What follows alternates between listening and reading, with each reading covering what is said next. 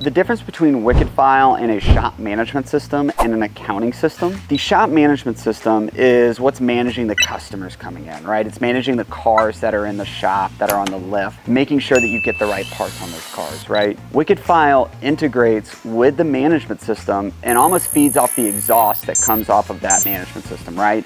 So the ticket's closed, or you might have a work in progress ticket, and WickedFile is looking at that activity and making sure that the invoices, the paper that's coming from the vendors, lines up with what's being reported on the shop management system. So they're very different tools, but what WickedFile helps do is make sure the hygiene and make sure that everything that's being put into TechMetric is being put in the right way, which does not happen as often as people might think. On the other end, for QuickBooks, WickedFile is looking at things like the credit card and the bank account transactional data, right?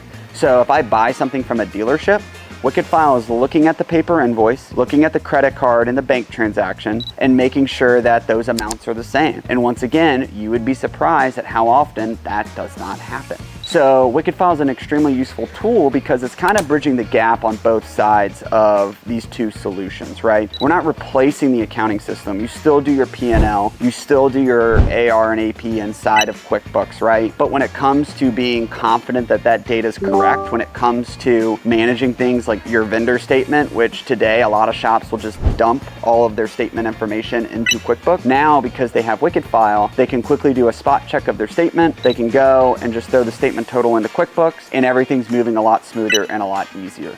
So to sum it all up, WickedFile kind of sits in the middle of the two solutions, and it helps make sure that both solutions don't have a gap between them that frequently causes problems for shops.